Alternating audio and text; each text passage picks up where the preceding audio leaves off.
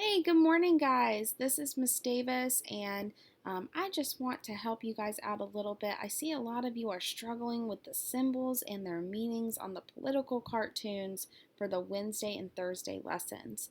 So if you're struggling, if you think that's you, just please follow along with the slideshow and participate in the activity, and I hope that it will help you tremendously. Let's get started. So, what do you think of when you hear the word symbol?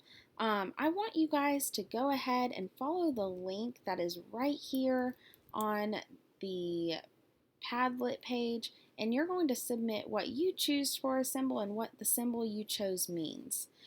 You can go ahead and just pause this lesson here, click on that link, and go over there and complete that assignment first.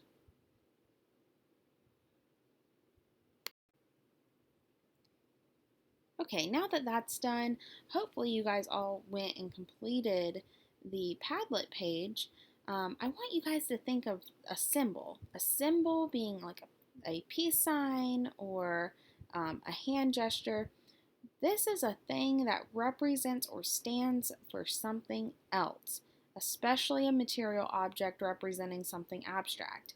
So basically, you're talking about a picture, an action, and yes, even emojis. Emojis really are just pictures that represent your emotions.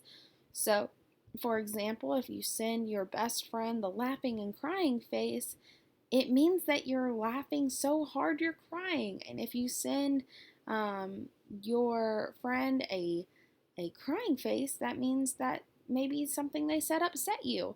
So even emojis can be symbols. Symbolism is when cartoonists or the people who draw political cartoons and regular cartoons use simple objects or symbols to stand for larger concepts or ideas. So here we have a peace sign. Of course, that usually means peace or peace to all. We have an OK sign. That is just the thumb and the index finger put together and the other three fingers still up. That is a OK sign, symboling that you are okay with something or that you understand something. A light bulb that turned on represents an idea or some sort of action where you had a thought. And then, of course, over here you have two symbols and one standing for one message. So you have a hand that is in a fist and pointing up, standing for power. And then you have the female gender sign. So this symbol would represent female power.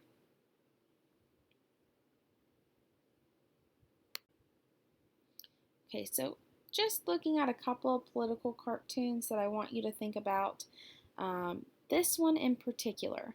What's going on in this cartoon that looks a little bit out of the ordinary? Well, my first thing that I looked at was this guy right here. He looks so stressed out. He looks more stressed out than I do on Monday whenever they told us that we were distant learning. And then you have this guy over here, and he is handing this guy more information that he needs to report on. You know this is news because down here it says news on the hour. So you know all of this information that this guy is so stressed out about is all this news he keeps being handed every single hour. If this political cartoon was being used in a 2020 March newspaper, it would probably be referring to the coronavirus or COVID-19 case, where this guy is just receiving more and more information about what's going on. Next, we have this political cartoon. So this political cartoon could be used in multiple different ways, usually whenever Congress is in session. So I want you guys to originally think, what is this building? Well, you know because of this right here, that is the Capitol building, right, in DC. So we know that this place right here houses all of Congress. Well, of course, you know Congress has two houses of its own.